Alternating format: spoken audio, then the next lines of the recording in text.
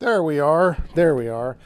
Welcome, folks. Welcome to Sunday Night Live. My name is Kerry. I'm your host, and you are watching Off Grid 406. Man, we got a lot to talk about today, so we're going to kind of jump right into it. You know, Ped just sent me an email, and it was talking about different free energy devices, and obviously we know about solar and we know about wind and and hydro and some of the other, maybe surge, type, producers, that work with the ocean, and but today we're going to get into some other things that you guys may not have heard of.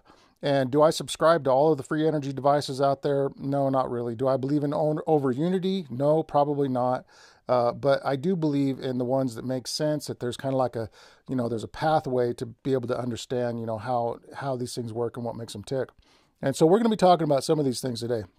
So one of my most favorite authors online with the subject, I mean, if nothing else, he's very entertaining to read, is a fellow by the name of Patrick Kelly, I believe. Let me see. Yeah, Patrick J. Kelly is his name, and we're going to be looking at some of his stuff and going through his very comprehensive book on free energy devices. And he's done a lot of research, and he's really gone through a lot of effort to be able to compile all of these different devices and patents over the years that people have applied for in the patent offices. And some of these people are still with us and many of them aren't, and some of these devices have been tested, many have not been tested, but like so many other things, like for example, like vertical wind turbines. You guys know I'm kind of down on those, because to me, I need to have a concept proven, especially for the micro wind turbine,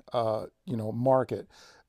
Pretty much like horizontal wind turbines to me fit that micro turbine, that niche, where there's usability, but not the verticals, and I've gone in that with detail, and so, but and a lot of these are the same way because they just haven't been proven. There hasn't really been anybody to demonstrate it like satisfactorily.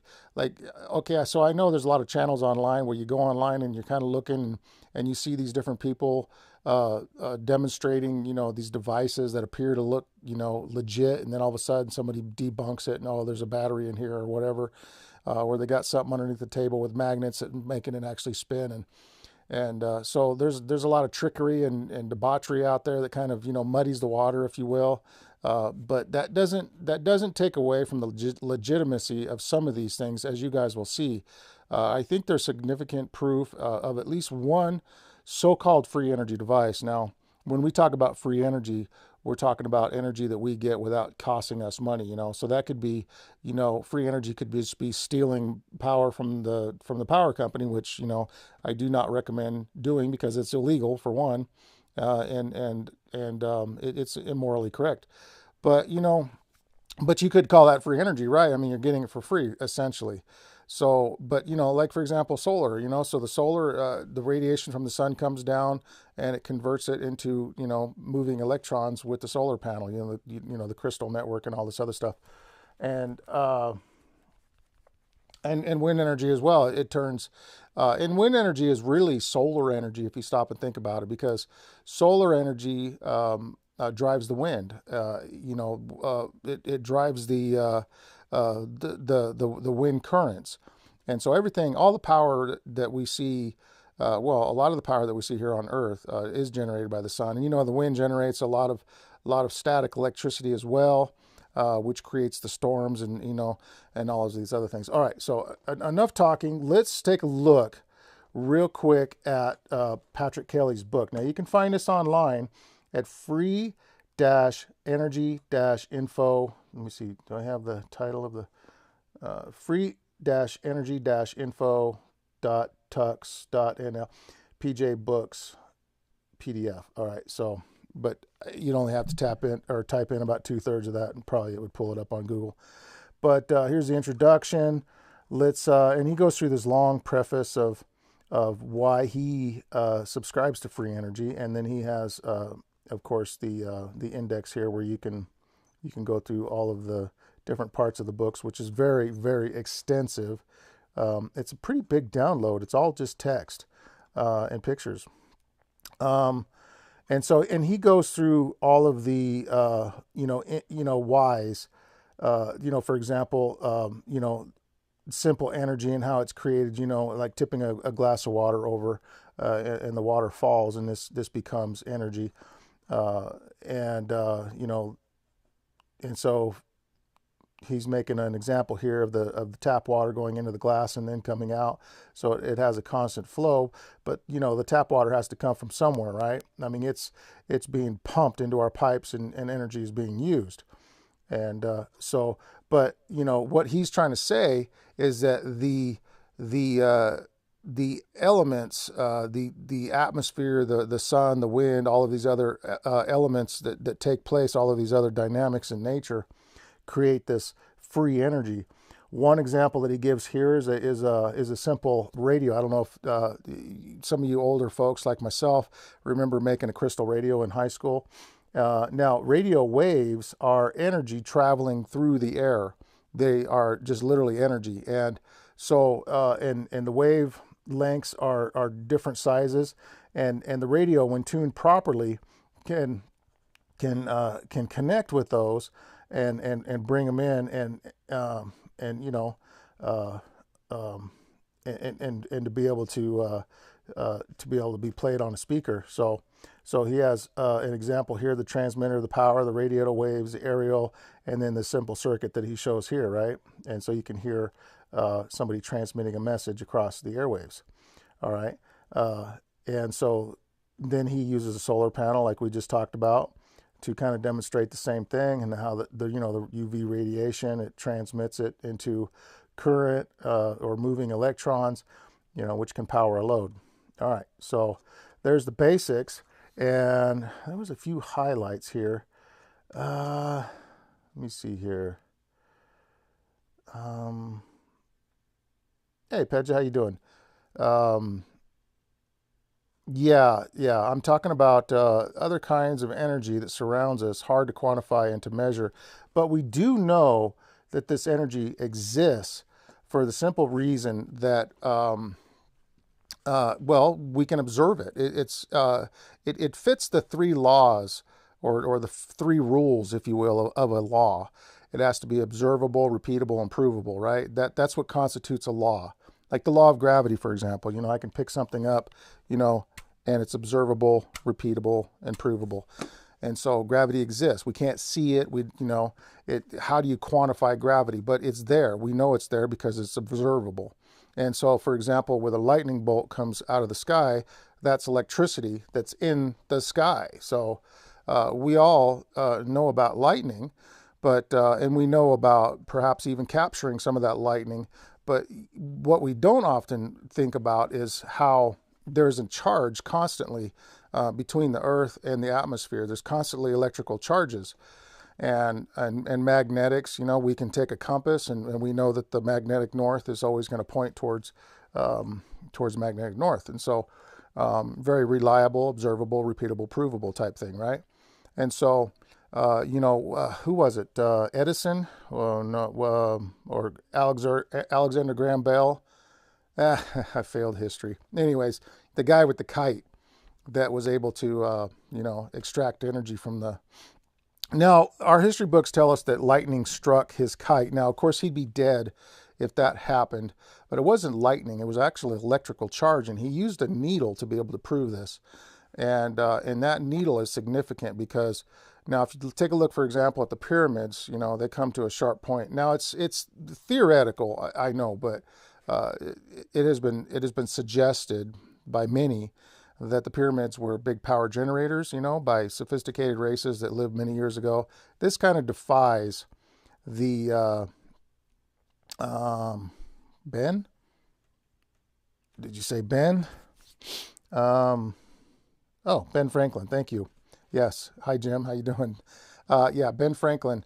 I said Alexander Graham Bell, didn't I? So Ben Franklin is the one that demonstrated the principle of electricity, being able to be extracted. And Tesla dealt with a lot of this too. In fact, I was going to look it up, but I got, my live was going to start in like 30 seconds, and I don't have time. But there's actually a video online, and you can check it out, where they demonstrate the Tesla concept of transmitting energy through, like, like a radio wave. And they powered a boat, and the boat, drove around on the water just like any other boat. It was an RC boat. But you could theoretically fly planes, you could drive cars with the same method. Tesla was way ahead of everybody else. And of course, you can kind of understand why a lot of this was yes, the Bell telephone. Yeah, that's right. Um, and so the Bell telephone. So Ben Franklin and Alexander Graham Bell. Yeah, those are two different guys. Okay. So but he was way ahead of his time, and you can kind of see why this would be suppressed, if you will, because the idea of free energy to the masses did not sit well with a lot of the big, the big tycoons of the day. They wanted to charge for this, and they saw dollar signs. They saw a way to make money, and so onward went the race. To be able to create power generators, and Tesla was. No, Tesla was DC. Here we go again with my history. Was it Tesla that was the DC? And then it was the other guy that was pushing the AC, right? Or was it the other way around? Was Tesla pushing AC and the other guy was pushing DC? Well, anyways, one of them won out. And AC obviously is our major power. Mainly because they can take high voltage AC, put it across the telephone line, or the power lines, and then transform it. It was easily transformed through a process. I've been studying Nikola Tesla, Albert Einstein, and Faraday. Yeah, all three of those guys were very smart, and they were way ahead of their time. Have you heard of what was it called? The Manhattan experiment? Where they made the boat so-called disappear. Was that actually real, or was that just something? Yeah, Tesla was the one that was pushing the AC. And I think that's along came the electric chair as well, because electric chair was kind of used for like a propaganda stint to, yeah, Jim says Tesla. Okay. On a regular day, I could pull these up just like that, and all of a sudden, you have these moments. I've been working in the sun all day. Working on the A-frame house. We got one whole side sheeted, so it's been coming along pretty good. But yeah, so the electric chair was kind of pushed as a propaganda stint to be able to show it, to demonstrate to the whole world how dangerous AC power was. But I mean, and DC can be very dangerous as well, in high voltage. So. Either way, you're dealing with, of course, low voltage DC is very safe. You can, even put it on your tongue and it's not going to do much. Tesla had this concept of, he loved playing with high energy. He would hook himself up to the wires and touch light bulbs, and they would light, and he would do all kinds of crazy stuff. And many had considered him. And again, this was probably a propaganda stint, but they were trying to suppress the information that he was trying to get out there, and they really kind of demonized him. And so, but he was, and here's something interesting. Okay. So Pedro, you got kind of deep on your email, and I was kind of reading, your synopsis of free energy and kind of all of the different dynamics, and, and you and I think pretty close. Servicing IQ online. So anyways, what was my point? About Tesla, and I might have to come back to that. I just lost my train of thought. But yeah, I've been outside in the sun, guys. Trying to get the house built so my son can move into that and out of my basement. So love my boys, but yeah, gotta have my space too.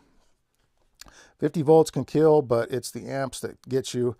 Well, I hear that, but then what about like a welder? Because a welder's like 300 amps, and then you got like, 36 or volts or whatever it is, and I've been kind of buzzed with that a little bit. You can kind of feel a little tingle. A ton of amps. Now, I think where people get that is because you can have a high voltage device, and you're referring to Tesla, I know, with the high voltage, but no amperage, right? But the combination is really what kills people. It's the voltage and the amps. Because you can have high voltage or you can have high amps. Either one won't kill you, but the two combined, you know, it is the overall amount of current that's flowing through your body, and that's what your body can't handle. You know, it'll stop your heart or whatever. But so yeah, man. Geez, I kind of lost my train of thought. I wish I wouldn't do that. I'm a welder too. Okay, yeah. So you know, Jim, about getting shocked with high amperage type stuff. You know, it takes the voltage and the amps. So anyways, Tesla was pushing, you know, the free energy concept, and the moguls out there, the big tycoons, and they were really subduing it. I remember. So Tesla, because you were going deep into all this, you know, what's going on and everything. Talk about going deep. So, and I'm going to hit on the Bible a little bit, but just for the purposes of, I'm not going to go too deep in that because, you know, not everybody's into that watches this podcast. If you guys want to watch more of that, it's on Prophecy Montana on YouTube. So if you guys want to check out my other channel, but in the Bible it talks about the mark of the beast, 666. All right, and you can find that in Revelation 13, right at the very end of the chapter. You know, it says, "He who has wisdom count the number of the beast, for his number of a man, his number is 666." So if you take that 666, it's actually an equation, and it's actually a very popular number. You can go into ancient Babylonian, you know, texts and you know, a lot of their religion, and 666 was a very important number. And in fact, if your name equaled 666, you were considered a god. So the 666 was like the equation to a lot of problems, and Tesla tapped into all that, you know, and anything that derives from the 666. Now, anybody who's bought or who's built a three-phase motor knows that the 369 concept ties into the whole 666 thing, and you know, it's something that, you know, people say, oh, 666 is the number of the devil. Well, the Bible doesn't say that. It just says that it's the number of a man, you know, and his number is 666. You know, in Rome, they used to dig up all these little clay tablets, and they had all these little numbers on them, and no matter which way you add them up, they would always add up to 666. So people were like enthralled with this idea of 666. But it just turns out that most things powered with electricity uses that concept, those equations, you know, the 360 circle. No matter how you divide it, you can get the 666 out of that 360 circle. So it's just a common equation that fascinated, I guess, the ancients of the time, and they subscribed it to some, you know, kind of power that the deities had or whatever. But so yeah, Tesla kind of tapped into that, and he was into the vibrations and some weird stuff that I don't get, that I don't, you know, I'm not going to pretend to understand here, but there are some sources of energy. And now I've seen guys where they've actually, and remember we talked about, you know, what constitutes a law. It has to be provable, repeatable, and observable, right? So this guy took a copper and a zinc, an anode and a cathode, and he stuck it in you know, in ordinary damp soil, and he was able to read a current off of that because his soil had some acidity to it, right? And there's some galvanic corrosion going on between those two metals. Now, that's always at the sacrifice of one of the metals, right? Because, you know, eventually one of those metals will break down and has to be replaced. And so that's essentially how a battery works. You know, you have the anode, the cathode, and some kind of electrolyte to be able to pass the current between the two opposing metals. But you get this with... okay, let's read this real quick. Hang on. Space and counter space, which is everywhere. Matter is not. All matter binds to counter space to form matter. The distance from one atom to another anywhere throw counter is the end of the line. Okay, that's interesting. That's some deep stuff right there, right? Jim says, I make Lichtenberg fractal wood burnings with 5,000 volt coil. Oh, I've seen that. Yeah, you know, where they take and... they actually burn the wood. It looks like a tree or something. That would be telluric current. You guys are going way over my head here. You'll have to explain that a little bit, Pedja. But back to what you were saying here, servicing IQ, the distance from one atom to another. Now, here's something that's interesting. Now, we haven't talked about it here, but I've talked about it with some other people about the possibility of being able to travel through walls or disappearing and stuff like that. Now, this is all hypothetical, right? You know, it's to me it doesn't belong in the category of a law. Oh, in the earth. Okay, so what you're saying is the current that you find from the earth is a telluric current. Okay, yeah, thanks for that. I'll have to check that out on Google. But if you take these atoms now essentially atoms are held together from what we know uh, is a magnetic force that holds it all together, right? And that's why you can't put your fist through a wall. It's basically magnetic forces that prevent, you know. But if you were to take those atoms and part them, because these atoms are like, you know, like if you were to like shrink yourself down, these atoms are not close together, you know, from what I understand from science. So these atoms are actually very far apart, almost like planets are. That's how far apart they are. Hang on. Visually provable. Two magnet do not pull or push one another. They are forced by firmament to drain or a hose. End of line. Okay, so the term end of line is what I'm having trouble with. Maybe you could kind of explain what that is, because that's probably beyond my IQ, if you will. But from what I understand, if you took those atoms and you just spread them apart just a little bit, it would create enough space that you could actually, you know, pass through an object, or you could become invisible or something along those lines. And I think this is what people have been playing with for many years, is, you know, to break that magnetic bond, to be able to make those atoms just separate just a tiny bit, you know. And then your matter would become, you know, soluble, if you will, where you could pass through other things. But there's, you know, this is like quantum physics type stuff, you know, where people smarter than I have figured all this stuff out. But, you know, how to do it is another thing. You know, there's an equation out there somewhere. There's a way to do it, but we just don't know how. Now, okay, so enough of that. I wanted to get to this. Let me pull this article up, and I'm going to get you guys on the main screen. Okay, let's get Jim Thomas' comment here. Electric makes magnets, and magnets make electricity. Yeah, they're kind of interchangeable, aren't they? I mean, they're basically, we're talking about, you know, if you pass a magnet over a coil, you get moving electrons. You can take electrons and put them on a coil and you know, move electrons around a coil, and then you can create a magnet. So, you know, it kind of goes both ways. So let me pull you guys up here on the screen. Let me get me off of here. I just want to play this. Let me get the volume up. Maybe you guys could hear it. The top, our news here at 6 o'clock, an age-old dream becoming a reality. A local inventor has discovered a way, hear this, to use water to run your car. It's a major breakthrough that will no doubt make motorists happy. And as Ralph Robinson explains, the Pentagon is also showing lots of interest in this project. Water has always been considered a precious commodity, but Stan Meyers' invention may make it even more valuable. He has developed what's called a water fuel cell. It has taken the place of his old gas tank. The water fuel cell breaks down water molecules into oxygen and hydrogen. The hydrogen is used to run his dune buggy. I don't care if you use rainwater, well water, city water, ocean water. If you don't have any fresh water, go ahead and use snow. If you don't have any snow available to you, they use salt water because there's no adverse effect to the fuel cell. Myers started working on this project 4 years ago. He's not a scientist. He isn't even a chemist. In fact, he never graduated from college. Myers was determined, he says, to design something to protect this country from oil embargoes. We have calculated that if we take the dune buggy from Los Angeles to New York, we would roughly use 22 gallons of water. The Pentagon flew a lieutenant colonel in last week to look at Myers' invention.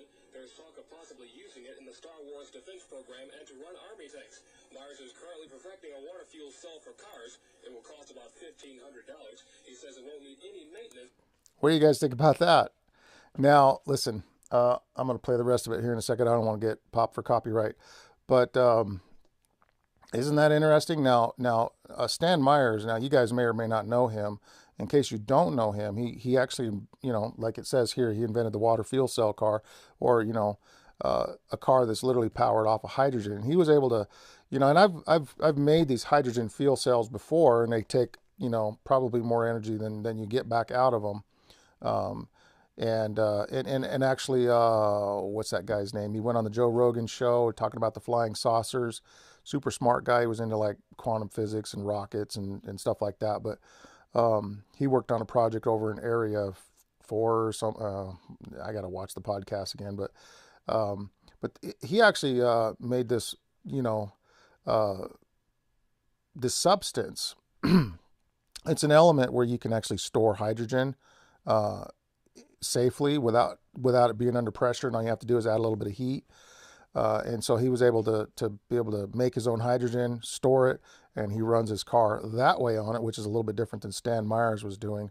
Stan Meyers is actually claims to have created a water fuel cell that uses the power of the engine, you know, via spinning the alternator, very low amount of energy to create, you know, to split these water cells kind of at the subatomic level to be able to power his car.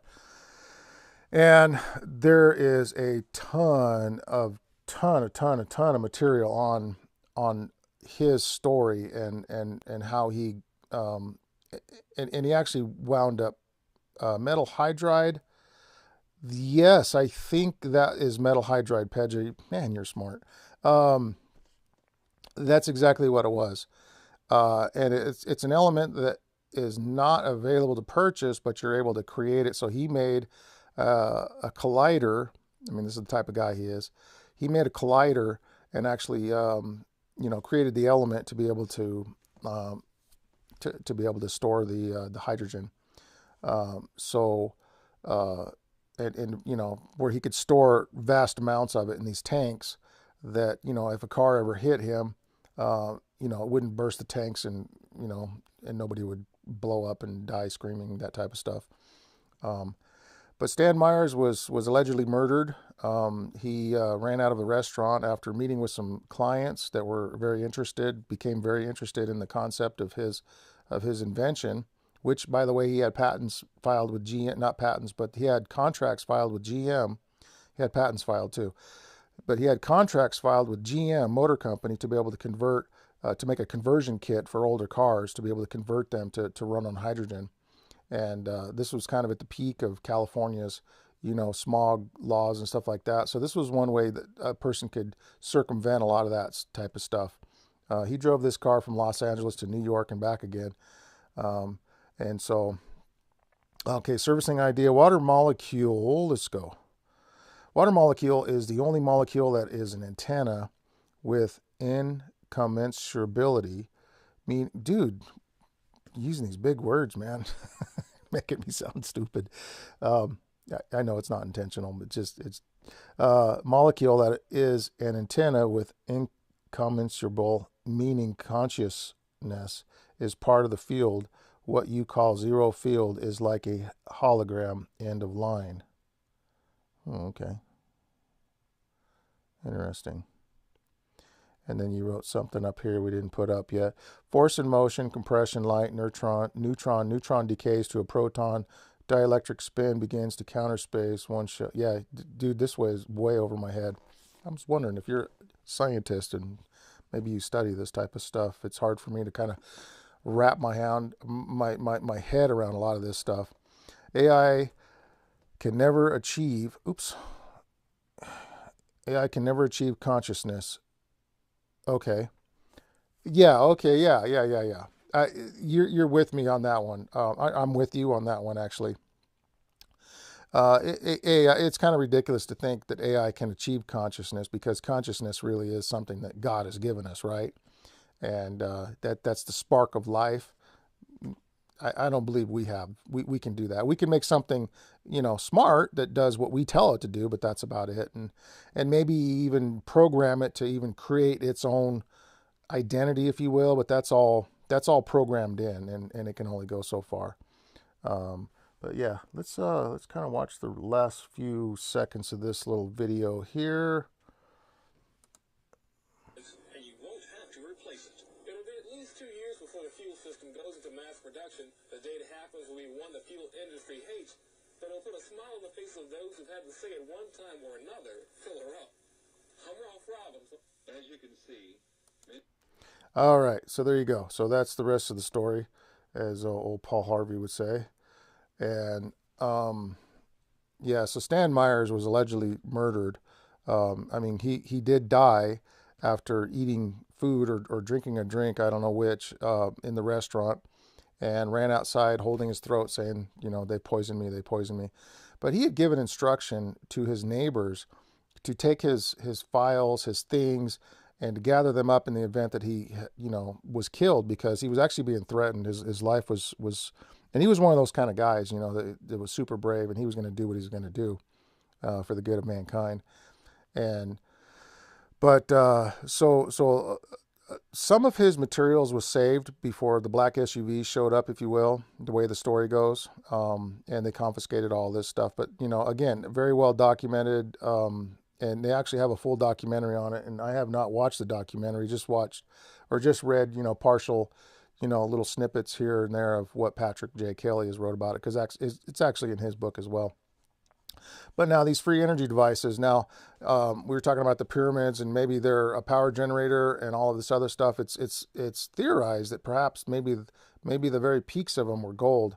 And it's interesting that if you take a metal object and you put it way up in the sky, now and scientists have figured this out, that there is an energy field, but if you put like a metal object up, the energy field kind of tends to go around it. It wants to go around this because of the magnetic field that the metal is kind of out there.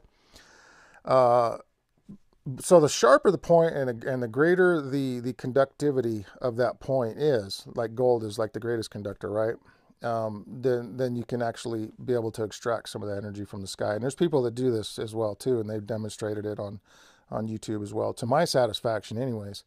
Where they've taken, and, they may just be picking up on, powerful radio waves, for all I know, but there is power up there outside of radio waves, because like we talked about, with the lightning and everything else, it does exist. And there is, I believe, a conspiracy. There's conspiracy theories, right?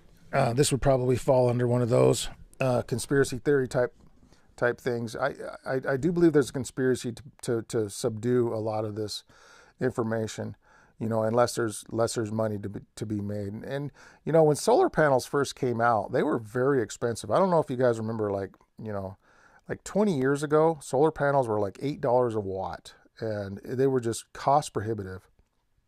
Like one 100-watt solar panel was like $800. It was ridiculous.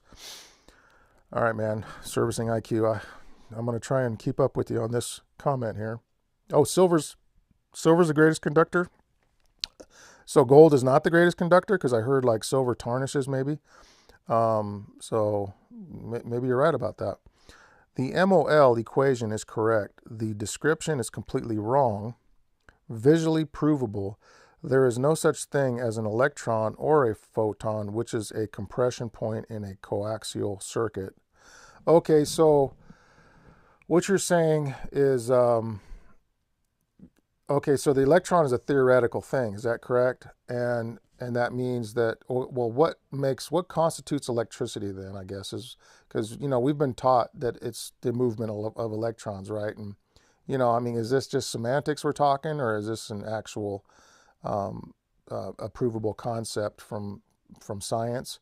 I see it, and I'm kind of at a loss here, I'm kind of biting off a big subject, that we're talking about today, because I was studying it with great enthusiasm years ago, and just have kind of lost, interest in it, especially after I started building the water fuel cells, because and what I understand is how Stan made this work is he did pipes, tubes, and a tube within a tube. And the two tubes were actually tuned, like musically tuned, right, to certain notes. And then the notes would create a frequency, and then he would make an AC current go to the tubes to create the electrolysis that matched the frequency of the tubes, and that did something, okay?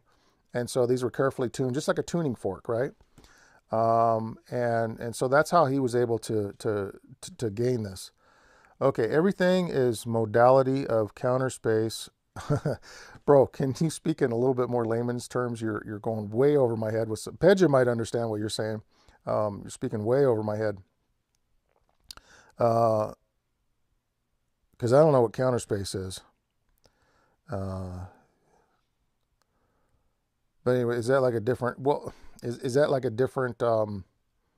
Because I've been studying like oh, what do you call it? Dimensions. You have the first dimension, the second dimension being like what, a drawing on a piece of paper. That's like two-dimensional. And then there's three-dimensional, which is like, a tangible rounded object. And then of course the fourth dimension, um, I've tried to wrap my mind around that, with the use of the tesseract and how that all works, but it's difficult for me. So Pedja says semantics. Electron moves in chemical bonds, but when you're talking about electric current, it is not electron that moves, it is an electric charge of a electron. Okay, that's something else I got to wrap my head around as well. So electron moves in chemical bonds, but when you're talking about electric current, it is not electrons that moves, it is electric charge. I see, I'm a slow thinker. I got to think about things over time, and but I'll obsess over it until I get it. But it might take me a few weeks to kind of wrap my mind around some of these things that you guys are bringing up. But going back to the hydrogen cell.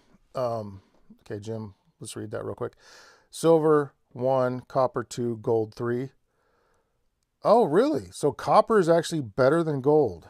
Oh, I did not know that. I thought gold, because they put gold for the contacts. Does gold make a better contact because it doesn't corrode? Is that why? So maybe clean copper is a better contact than gold, but it can corrode, so then it becomes a worse contact. And same with silver, perhaps. Maybe that's what it is. So I was making these hydrogen cells, with varying amount of success. I mean, the problem was always the same. The water would overheat, and then you would, okay, I got a yes from Jim, and basic chemistry. Okay, yeah. So maybe I'll start reading some basic chemistry, and and maybe learn something with that. But the problem was always the same. It was always overheating the water, and the current that I was putting into the hydrogen was in my opinion, there was a lot of current for a little bit of hydrogen. It didn't seem like there was going to be enough there to ever run a motor. So, maybe Stan Meyers' idea of the tuning, and then the frequency of and they were selling this stuff online. Like you could go on eBay and you could buy like these frequency, modules that you could adjust different frequencies to match they sold all this stuff. It was kind of a rage you guys probably remember. I mean, it was a total rage there for a while.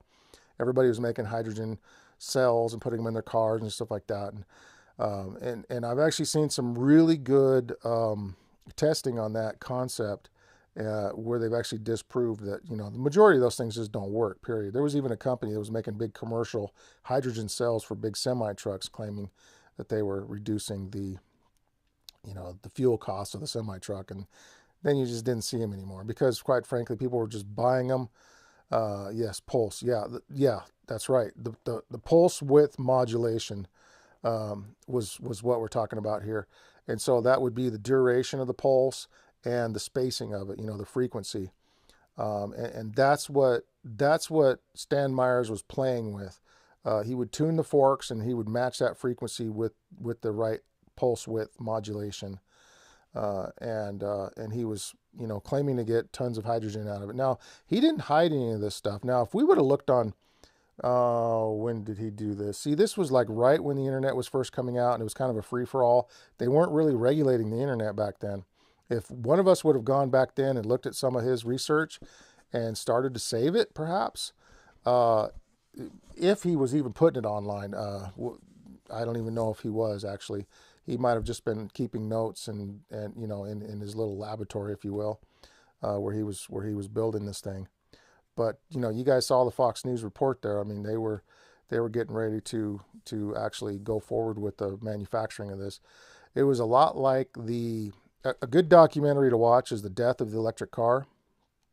And there was a lot of people that were really, GM made a car. It was called the EV1. Some of you guys know about this. but they wouldn't sell any of them. All I did was actually just lease them to individuals, and then when the lease was up, they recalled them all and just basically smashed them, burned them. But these were good cars, and people who owned them loved them. And I don't remember what the range was. It's nothing like what the range of like a Tesla is now. I think they were around 100 miles maybe, which was good for then.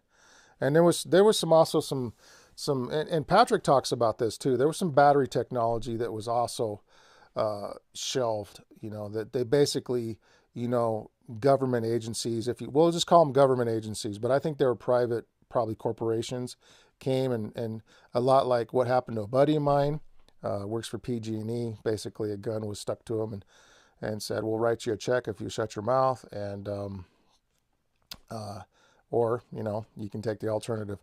And so you just tell us what you want on this check, and if it's too absurd, we might get offended. Okay, so there was a ton of stuff from Stanley in a book with pretty detailed description. So you have read it, yeah. But this is what these companies do. They're big bullies. Though they want the corner market. They're all ran by the mob. I think the mob went from illegal to legal business, if you will, but ran it the same way they did their mobbery.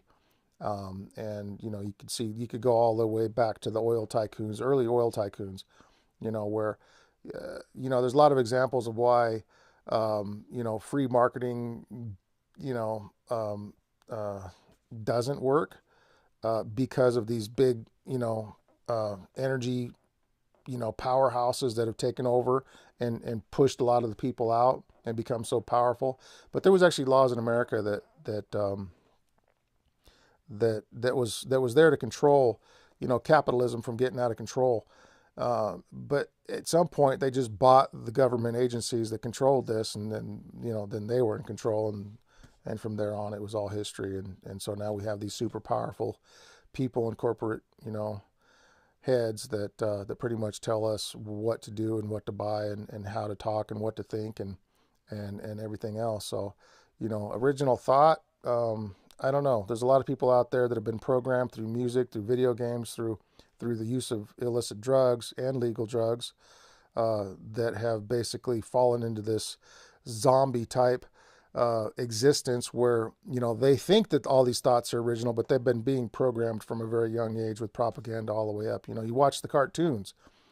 If you guys have young kids, if anybody watching this has young kids, look at these cartoons. I mean, look at them. I mean, watch them and see, and purposely intent in your heart to see some kind of a message in there. And by God, you'll see it. And once you get a knack of what to look for, you'll be able to see it right away. Like these people are constantly pumping evil stuff into our minds, day and night. Hollywood especially. Here's an interesting fact about Hollywood that you guys probably don't want to hear, but maybe you do. I don't know. Hollywood. So I have not read the Harry Potter series of books, but I've been told that in the book Harry Potter, or in the Harry Potter series, there's a special wand that's made from the holly tree, right? From the Hollywood tree, that's made to hypnotize, and that's what it does. You wave it across your intended victim, and they're hypnotized, right? And then you could put suggestions in their mind.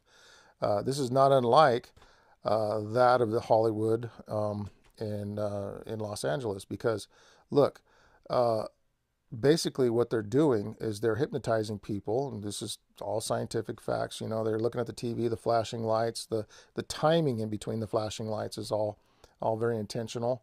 And if you're watching TV, my wife used to make fun of me because I used to sit there and watch TV and I had my mouth open, and she called my name, and it would take a what, and you're hypnotized, and you don't even know it. But they're they've been experimenting with mind control for many years, right? MK Ultra, Operation Bluebird, all these other things that are well documented. They're not just conspiracy theories. If it's conspiracy theory, I'll point it out. I'll say, okay, this is a conspiracy theory that I might subscribe to, but these are actually like real, like well documented. Like for example, the Unabomber up here in Lincoln, Montana. Everybody knows who the Unabomber is, or at least they should. You know, he was going out and he was writing letters to the government. He was doing, you know, all his different things, and finally they caught him, and he was actually part of the MK Ultra program. You know, and so was the Rolling Stones, and so was a lot of other people. And it was a mind control type thing. You can watch a lot of the black and white videos. Just type in MK Ultra, LSD testing, you know, that type of stuff, and you can see what they've been doing. I don't know how in the world I got off on that track. So, anyways, back to free energy. So, you know, when we're talking, uh, I guess, you know, solar and wind to me are sufficient, except for the off hour thing. You know, of course, if we had hydro, that is the absolute best method of free energy, right? You know, but it always costs us something. I mean, it's the infrastructure that's going to cost us, right? Even if we find out how to extract it from the sky, there's still probably infrastructure going to be involved in getting it from the sky, and you know, or from some kind of free energy device like a fuel cell, which I've been told actually, and you know, you guys would know. I've heard this talk about storing hydrogen in a propane tank. Now, at first I thought that was a really dangerous and foolish thing, because you know you have, you know, hydrogen and oxygen, you know, coming and you know together, you know, when you're electrolyzing this stuff, and those two together would make a huge bomb, wouldn't they?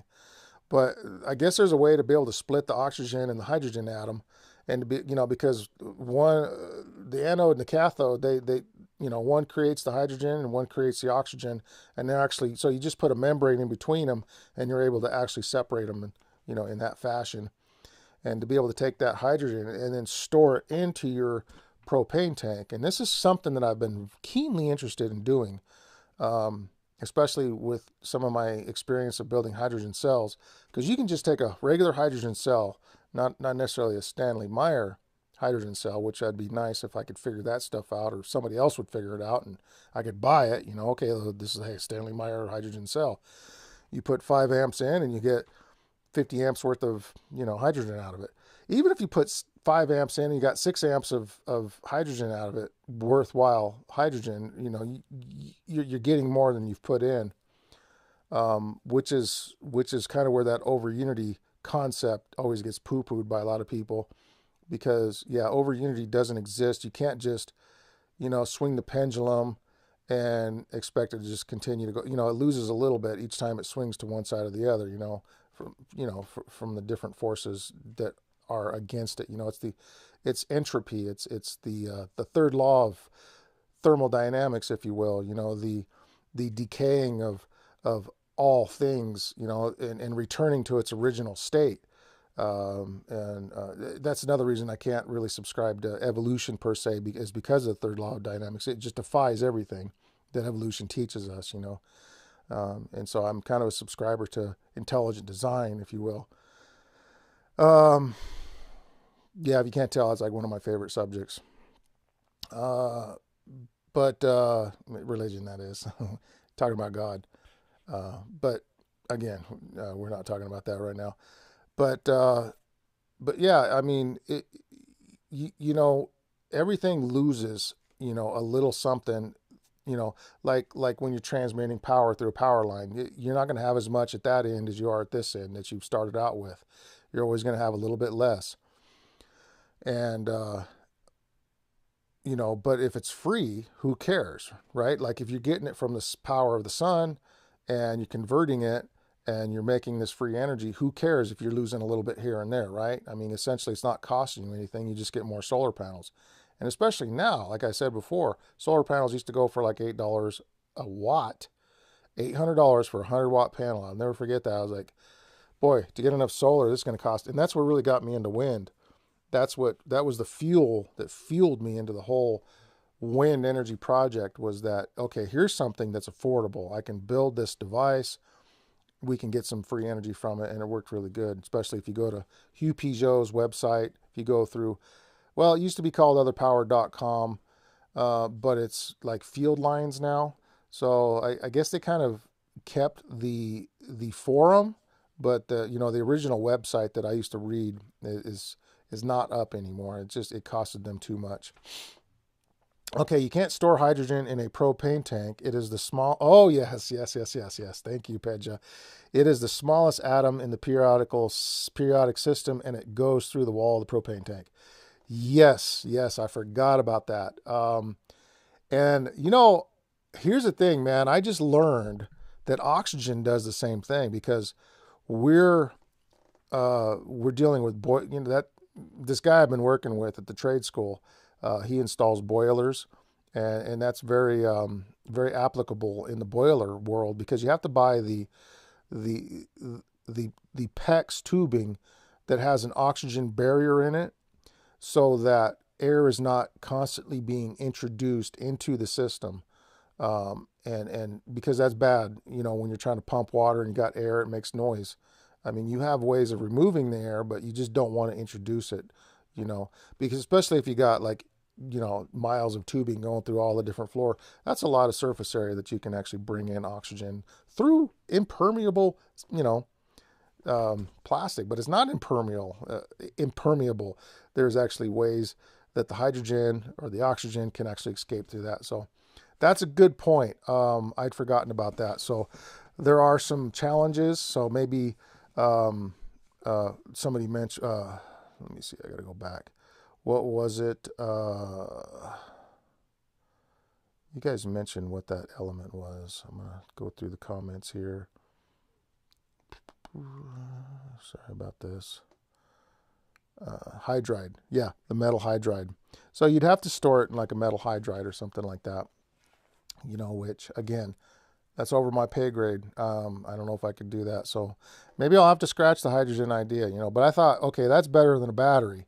If you could pull this off, if you could make this happen, then you can actually store the hydrogen during the day. Like right now, I'm making so much power, I don't know what to do with it all. My baseboard heater is going full blast. I'm pumping all that excess electricity into my water heater, which is way too hot right now. I got to start using some of that water. But if I had a way to be able to convert that to hydrogen, I could fill my hydrogen tanks and be able to utilize that during the wintertime for heating and cooking and stuff like that. But I don't know. I think the idea here is, we can go all out, high tech, just go nuts with this stuff. Or we can just learn to get back to our roots. You know what I'm saying? Like living like the old ways, wood heat and, candlelight, if you will, or lantern light, if you will. And a lot of those other things. Okay, so Pedge has got another idea here. You can store biogas or syngas in a propane tank. Syngas, please explain that. Syngas. Seems like I should know what that is, but I just don't. So biogas, I've seen some pretty cool setups there. Chris O'Kane says, cheers for the heads up on the Istabreeze. Got the i2000 cracking. Piece of kit working well and windy. And do you already have that sucker up? Wow, that was just a month and okay. Got the i2000 cracking piece of kit working well in windy Inverclyde, Scotland. Fantastic, man. They're good machines, man, and that's really the only one I can recommend. Berge is the other one, but I think Berge is quite a bit more expensive. I've seen some Berge wind turbines in Montana, several of them, that it just keep going and going and going and going. They just never seem to stop. There was one in, where was it? Missoula, I want to say I saw one. Yeah, I saw one years ago in Missoula that's since been taken down. It might have been a county thing. They might have told them to take it down. First thing you saw when you rolled into town. I've seen one on the way to Great Falls. They had a great big one, and there's one up here where I live. And every time I see those, they're constantly, doing well. But yeah, man, Istabreeze, very tough, very durable machine, and I'm very, very happy that's working out for you, bro. So that's very awesome. But yeah, the traditional methods, so we have a lifestyle now of comfort, right? We have certain levels of comfort that we expect. We want lighting, we want to be able to charge our iPhones and our computers. And admittedly, like a lot of these devices that we have are are they don't require as much energy as the ones of old. So biogas is mostly methane. Yeah, okay, yeah, I wanted to talk about that. So methane, I've seen some pretty cool setups where they take big piles of manure and they'll put like a membrane or a tarp over it or something, and they'll be able to extract that methane from there. And I've often wondered, because this got me to thinking, now wait a minute, isn't a septic tank like an ordinary septic tank? Doesn't that produce a certain amount of methane? I mean, isn't that capturable? Now I know there's filters you have to put this through to get the smell out. You know that that name of that odor, which is present in a lot of biogas.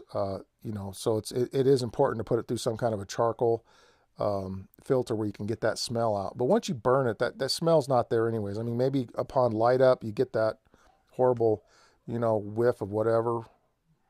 The dogs are going off. And maybe they saw a cat. If we go old ways, my message would travel about 6 or 7 months to, yeah, right. Well, dude, it's got to be a hybrid, right? So some of the things we have to go old, some of the things have to be hybrid.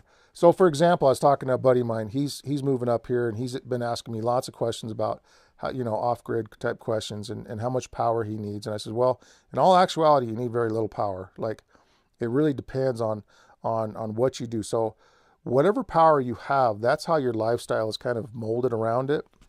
Like, for example, my computer, my phones, they don't really take a whole lot of power. My internet takes a little bit of power. Yes, and I kind of wrote to you about that in some old emails. Yeah, that's right. There was some talk about that. I'll have to go back and revisit some of those. But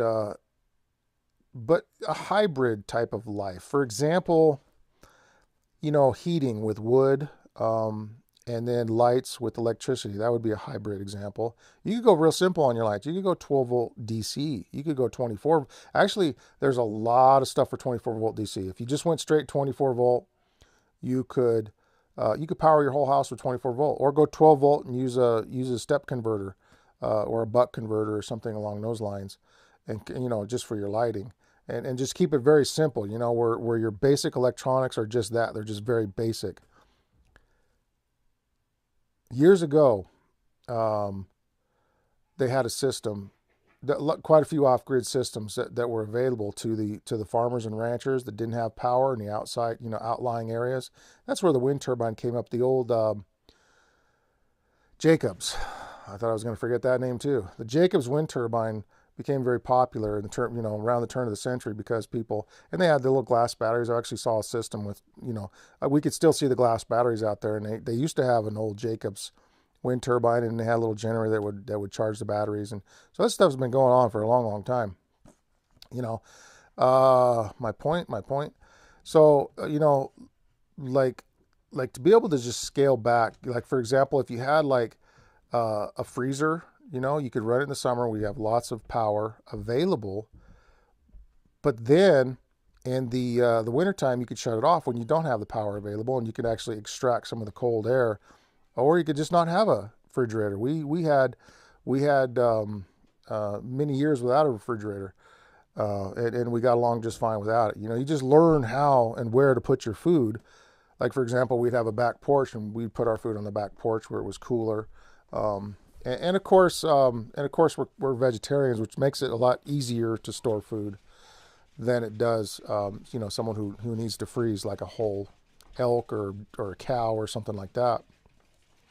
So there are some challenges there as well, with diet considerations. A lot of our food is just dry goods. We eat beans and rice and, a lot of those type of things, flour, sugar, all of your bulk foods, can be pretty much kept dry. So, there's not a whole lot of consideration and needs to take place with the storage of those things. Maybe protect it from oxygen so it doesn't become stale, protect it from rodents, things of that nature. But like I said, we do have a freezer, we do have a refrigerator, and we do have all of those amenities. If it got really tough and we lost all of that, then we'd have to perhaps come up with some simpler methods, or maybe have those simpler methods in quo, if you will, like a redundancy type thing. You know, live comfortably while you can, but have all that stuff there in case you need it, you know, just in case. Because you never know. That just in case could just happen sooner than we all think. But with that, guys, thank you so much for listening to me for this hour. It's gone by really fast for me. Very informative. I'm gonna have to check out some of those words you guys used on me. And you know, that's the cool thing about, you know, talking to you guys out there. You know, I think I'm kind of smart sometimes, and then I'm like, oh, I'm not so smart. There's still a lot I have to learn, but that's the process, man. It's the journey. It's the fun of getting there. And I like exploring and researching, you know, new things. So with that, thanks guys. Thanks for all your comments. Thanks Pedja. Thanks Jim. Thanks IQ and Chris O'Kane. So glad that worked out for you. So with that, we'll talk to you guys next Sunday, same time, same place. Don't forget to hit that thumbs up, subscribe if you haven't already, and God bless, guys.